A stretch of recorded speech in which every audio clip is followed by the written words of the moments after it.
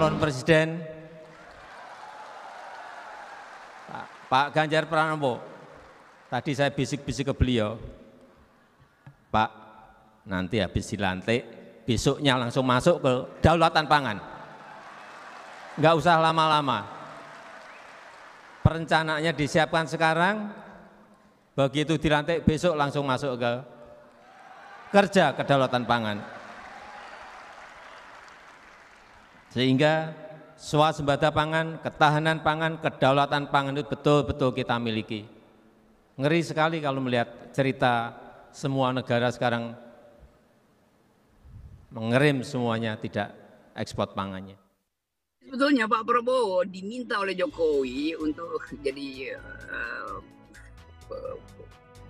penyangga yang mengatur program kedaulatan pangan atau keamanan pangan lah minimal, atau kalau bisa bicara tentang kedaulatan pangan. Nah ini sebetulnya kita lihat sinyal Pak Jokowi itu selalu mendua tuh. Kalau dia percaya bahwa food estate itu bisa menghasilkan, dia mesti bilang bahwa saya Presiden Jokowi sudah memerintahkan Prabowo supaya bikin buffer stok itu melalui food estate. Walaupun sedang dikritik, tapi kita tahu bahwa itu bisa diperbaiki itu. Nah sekarang dialihkan itu pada Ganjar. Jadi nanti satu waktu orang akan bertanya, loh ini food estate ini dipercayakan pada Prabowo atau sudah dialihkan pada Ganjar yang belum jadi presiden bahkan. Nah kita melihat sebetulnya ekses politik dari permainan Pak Jokowi yang selalu cawe-cawe. Ini bagian dari cawe-cawe. Hanya sekedar untuk yang menggembirakan Ganjar, maka dia sebut bahwa oke, itu akan diteruskan oleh Ganjar tuh. Padahal Ganjar sebelumnya tahu bahwa ya udah dia nggak mungkin lakukan itu tanpa dukungan penuh dari Jokowi. Nah Jokowi tidak kirim sinyal itu. Jadi setiap kali Jokowi bikin move, dia selalu bikin counter move. Movement pertama adalah memasang dinastinya itu di PSI, bukan di PDIP. Ibu Mega marah dan Ganjar juga merasa kenapa Kaisang nggak dukung saya aja di tim pemenangan kan. Tetapi kemudian Jokowi kasih lagi gula-gula tuh. Jadi sebetulnya Ganjar cuma kena gula-gula doang tuh. Nah kelihatannya Jokowi itu di bibirnya itu ada pabrik gula tuh, atau ada kebun tebu tuh, sehingga kelihatan manis terus. Pasti kader yang berakal sehat tahu ini tipu lagi nih orang yang di depan nih. Kira-kira begitu dalam hati mereka ya, saling WA mungkin, ini waduh ini kena lagi kita nih. Tapi sebetulnya ini nasib PDIP, karena PDIP tidak mau mandiri, maka mengundang Jokowi, dan Jokowi tahu bahwa Mega lagi berupaya untuk kritik Pak Prabowo dalam soal ketahanan pangan yang dianggap gagal, padahal sebetulnya singkongnya mungkin kekurangan pupuk aja tuh.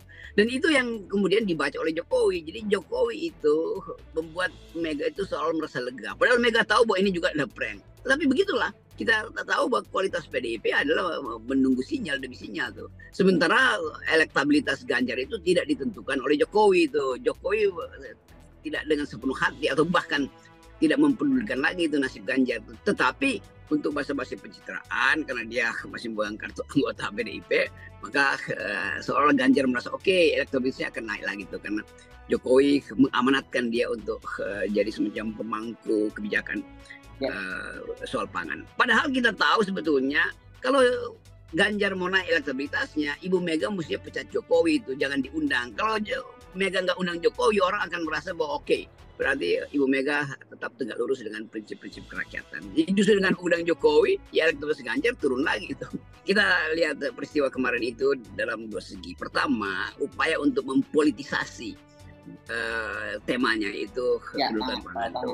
Dan dari segi itu kita tahu Mega kirim sinyal bahwa yang gagal hari ini adalah proyek food estate, kira-kira begitu. Padahal sebetulnya pers akan bilang, loh kalau gagal itu artinya Jokowi yang gagal. Dan kegagalan itu dibuktikan dengan perintah Jokowi untuk import lagi 1 juta ton untuk buffer stock dari Cina apalagi itu. Jadi orang melihat bahwa yang ada poinnya sebetulnya. Ibu Mega juga nggak secara konsisten kasih kritik dulu dong. Kenapa kita tidak bisa swasembada pangan? Karena ada kartel beras yang berupaya untuk mempermainkan harga dan keinginan untuk tetap impor. Karena dalam impor dia satu butir beras itu ada sekian dolar yang masuk ke oligarki beras ini atau kartel beras. Kan mestinya dibongkar dulu itu dalam pidato Ibu Mega, baru Ibu Mega beri solusinya tuh. Ini Ibu Mega juga seolah-olah nggak ada problem dengan perpolitikan beras di negeri ini kan. Jadi kelihatannya ini tadi saling kirim gula-gula doang. Jadi pesan itu tidak tiba pada rakyat karena rakyat merasa bahwa ya faktanya Jokowi impor pangan, itu artinya Jokowi yang gagal. Mestinya Mega tegur, Anda sebagai kader kami kenapa telantarkan wong Cili selama 7 tahun sehingga pada akhirnya mesti impor juga, dan impor artinya menguntungkan Cina tuh kan, itu intinya kan. Tapi Ibu Mega nggak nyampe political analysis macam itu kan. Dia hanya ingin menegur Jokowi tapi nggak mampu untuk secara terang-terangan mengatakan bahwa Jokowi gagal. Kalau dia bilang Jokowi gagal, konsekuensinya yang sering saya sebutkan, tarik kartu anggota Pak Jokowi, kan itu gampang tuh. Nah kalau itu diterangkan, publik akan tepuk tangan pada Ibu Mega, bahwa Ibu Mega akhirnya paham bahwa kedudukan dia sebagai ketua partai yang dari awal meminta Jokowi untuk pro rakyat itu tidak dilakukan Jokowi. Wong Cilik adalah yang pertama kali terkena masalah kekurangan beras. Pak Prabowo udah tahu lah watak Jokowi itu, karena itu bagi Prabowo mungkin ya awalnya saya ngomong aja lah, toh nggak ada pengaruhnya lagi karena Gerindra mestinya udah jalan sendiri itu. Jadi sebetulnya ya mungkin Gerindra bikin evaluasi ini apalagi nih, udahlah tinggalin aja dah. Tetapi nggak mungkin juga Prabowo kasih semacam komentar yang kritis kan. Itu basa-basi di dalam kabinet, nggak boleh menteri itu mengkritik presiden. Tetapi bagi kalangan Gerindra tahu bahwa ya ini upaya untuk balancing aja tuh, dan setiap kali balancing itu menunjukkan bahwa Jokowi sebetulnya dalam keadaan yang makin lama makin limbu. Kita nggak pernah tahu nih, ini sebetulnya PDIP kalau rapat partai itu ngomongin apa gitu kan. Jadi kedalaman untuk membuktikan bahwa ini partai eksis makin lama nggak ada tuh, makin dangkal justru kan. Eksistensi partai, eksistensi PDIP itu ditentukan sebetulnya di dalam sejarah politik kita, yaitu keteguhan dia tuh untuk jadi oposisi. Kalau jadi oposisi belum oposisi, kalau memimpin betul-betul tegas dengan pendiriannya. Nah sekarang justru Ibu Mega itu diombang-ambingkan oleh gangguan seseorang yang dia sebut sebagai petugas doang tuh. Bagaimana petugas mengganggu-ganggu tuh? Jadi kelihatannya Jokowi masih ingin ganggu PDIP, sehingga satu waktu mungkin dalam seminggu ini misalnya, kalau ada keajaiban, Jokowi bilang oke, kalau Anda mau saya tetap pro PDIP dan mengusung Ganjar, maka lakukan kongres luar biasa tuh. Jadikan saya ketua umum partai itu. Jadi kira-kira begitu, supaya lengkap bahwa Jokowi itu jadi ketua umum PDIP, Kaisang jadi ketua umum PSI, maka lengkaplah itu. Pak Jokowi dan Kaisang akan bikin koalisi baru, kira-kira begitu kan. Itu juga yang tersirat di dalam tulisannya Guntur Soekarno Putra tadi pagi di Kompas, yang menginginkan supaya Jokowi ya jadi ketua PDIP aja, supaya selesai problem kaderisasi. Karena mungkin bagi Guntur, Ibu Mega udah usianya makin bertambah sehingga kaderisasinya terbengkalai. Jadi kita lihat sebetulnya ada sinyal yang agak sumir bahwa Jokowi menginginkan jadi ketua umum PDIP, gampangnya begitu. Itu kan cuma soal kecil kan. Kalau misalnya Jokowi bilang oke, tapi kasih saya ketua umum, Ibu Mega jadi penasihat partai, maka saya akan sepenuhnya pindahkan energi saya dari Prabowo pergi pada Ganjar. Nah ini jadi game changer lagi. Tapi hal semacam ini bisa terjadi karena kekacauan di dalam sistem politik kita. Bayangkan bagaimana Guntur bisa tiba pada ide itu.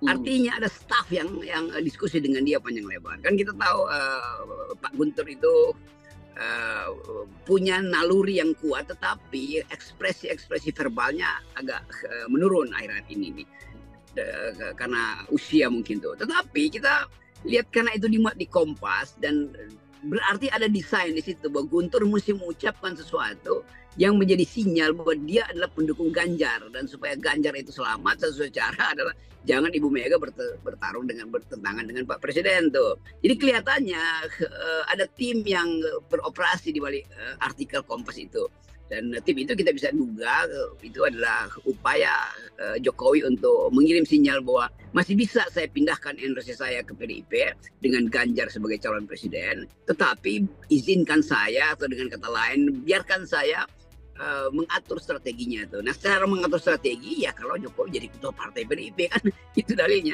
Jadi mungkin nanti kan udah jadi tradisi tuh, Kaisang dalam 2 hari bisa jadi ketua partai. Nah, Jokowi mungkin dalam 4 hari juga bisa jadi ketua PDIP kan, gampang aja. Guntur tetap di belakang layar, tetap orang tahu bahwa Guntur itu, bahkan saya baca itu Guntur mengatasnamakan diri sebagai, memang dia sebagai putra presiden tapi ketua atau dewan penasihat alumni GMNI itu. Jadi artinya ada tim di situ tuh yang menganggap bahwa ke-GMN-ian di PDIP mulai menurun tuh, karena mungkin kan PDIP kan ada fraksi GMNI, ada fraksi GMKI yang fraksi Kristen dari Pak Sabam Sirait misalnya, ada fraksi Katolik, mungkin Hasto ada di situ. Jadi balancing ini mulai kita lihat tuh bahwa PDIP sebetulnya jadi ajang untuk mengukur apakah PDIP yang tadinya merupakan fusi dari partai-partai yang sifatnya sekuler itu masih bisa bersatu untuk mencari kader. Jangan-jangan kader PDIP mungkin suatu waktu tidak datang dari kalangan GMNI atau datang dari kalangan konvensional, para partai-partai pendukungnya tuh. Nah, kegiatan di dalam PDIP sendiri kan kita nggak bisa baca sekarang tuh. Apa ada kaderisasi di situ? Kita nggak lihat ada kaderisasi. Jadi Guntur mungkin melihat jangan sampai partai ini kehilangan momentum kaderisasi. Karena itu lebih masuk akal memang sebelum partai ini berantakan harus ada seseorang yang jadi simbol pengikat di situ, jadi political cement di situ tuh, yaitu Jokowi yang ditemukan kan. Karena bagi Guntur ya kalau Jokowi ya gampang selesai itu, Jokowi akan pegang PDIP dan Jokowi akan pro Ganjar, ya udah selesai itu. Jadi saya lihat bahwa Kompas itu didesain, opini publik di Kompas mulai tulisannya Guntur Soekarno Putra itu adalah desain untuk menyelamatkan PDIP. Sekaligus dari situ timbul interpretasi kita bahwa PDIP mengalami krisis kader. Demikian update news kali ini. Jangan lupa tekan tombol like, subscribe, and comment channel kami.